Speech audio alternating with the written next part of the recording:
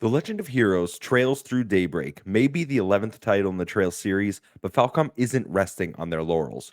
With Daybreak, Falcom kicks off not only a new arc, but refreshes the series in a way I didn't even know I needed. My name's Kevin from Save the Game Media, and today we're talking about Trails Through Daybreak. If you're new to the channel and like new game reviews or podcasts, make sure to subscribe to the channel for more content.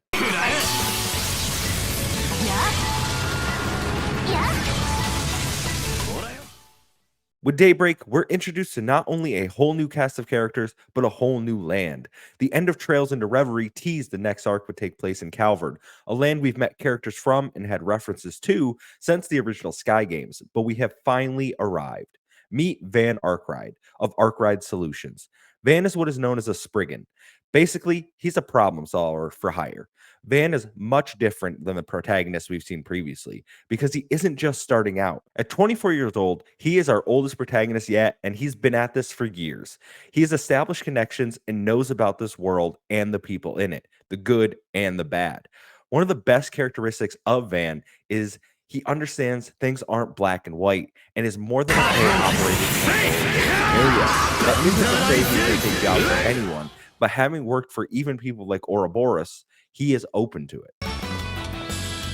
この調子でいきましょう。頼むアニエス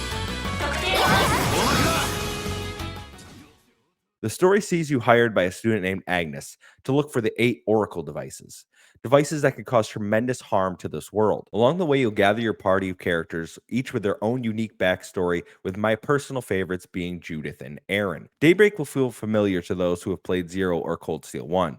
Going around Calvard, solving problems in other towns, having a character join your party at the end of the chapter while fighting against an overall evil. And boy, are the new bad guys evil. Perhaps the most evil we've seen outside the D&G cult.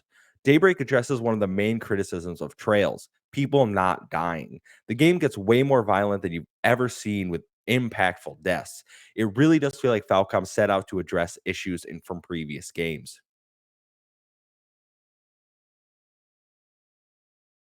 That includes in the RPG aspects as well. While you have the always present equipment and orbinate systems, you're introduced to a morality system. Throughout the game, Van will have to make choices on how to resolve situations, and these choices will impact a major choice later in the game.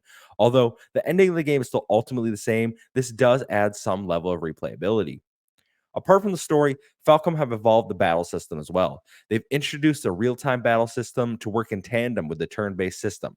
When running around, you'll be able to attack with basic combos. At any moment, you can then deploy shards and switch to turn-based combat, where you're able to freely move characters into positions to attack. And much like the link systems from the Cold Steel games, if a character's near another one, they'll perform a follow-up attack.